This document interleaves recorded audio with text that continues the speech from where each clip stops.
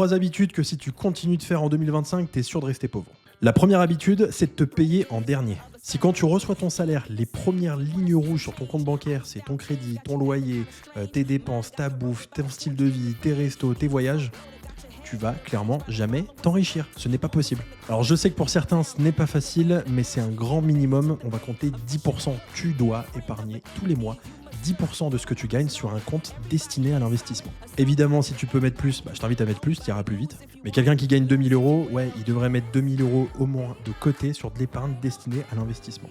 Et si tu me dis toujours que tu peux pas, il y a 2 raisons. C'est soit que ton style de vie, il est beaucoup trop élevé par rapport à tes revenus, auquel cas, là, faut juste te poser la question de qu'est-ce que tu veux. Ou alors que tes revenus sont vraiment insuffisants par rapport à ce que tu pourrais mettre de côté, et auquel cas, courage, je te souhaite de pouvoir les augmenter, que ce soit en trouvant un autre business, en te formant, en changeant d'entreprise et en négociant mieux ton salaire. La deuxième habitude, qui est pour beaucoup une habitude récurrente, c'est de ne pas connaître tes revenus et surtout tes dépenses. Parce que oui, quand je te demande par exemple combien tu gagnes, et même en comptant les bonus, les primes que tu peux avoir, tu sais pas. Et j'imagine que tu connais pas non plus toutes tes dépenses avec l'assurance et les impôts compris.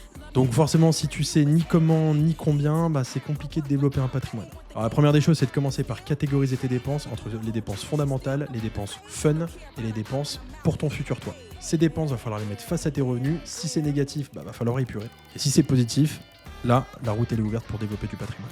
Troisième et dernière habitude, c'est de n'utiliser aucun avantage fiscal pour aller plus vite et développer plus vite ton patrimoine.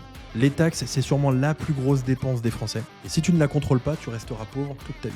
Et pourtant, j'entends souvent dire que les niches fiscales, c'est un mot très compliqué destiné seulement aux riches que les avocats et les experts comptables peuvent traduire. Mais en fait, c'est un gros mot qui veut simplement dire que tu prends ton argent, tu l'investis dans des placements avec des dispositifs d'État. Mais c'est un gros mot compliqué qui veut juste dire que tu investis ton argent dans une catégorie de placement et qui va te permettre soit de déduire cet investissement de tes revenus, soit de réduire ton impôt, soit même d'avoir un crédit d'impôt. Donc là, c'est l'État qui te doit de l'argent. Et ne pas utiliser ce genre de dispositif, c'est clairement accepter le fait et se priver d'aller plus vite.